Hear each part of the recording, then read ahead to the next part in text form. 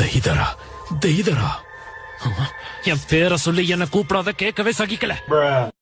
தெய்தரா அண்ணா உயிரோட தான் இருக்கீங்களா? இல்லம்மா, செத்து போயிட்டேன். சரி, அப்ப சாஸ்கே எங்க இருக்கானாச்சும் சொல்லுங்க. என்னது சாஸ்கேவா? அவனும் மறுபடியும் உயிரோட வந்துட்டானா என்ன? அட, சாஸ்கே முதல்ல எங்க செத்தான்? ஏன்னா நான் என்னோட அல்டிமேட் ஆர்ட்ட பயன்படுத்தினேன். அது யாருமே இங்க கொஞ்சம் கூட கண்டுக்கவே இல்ல.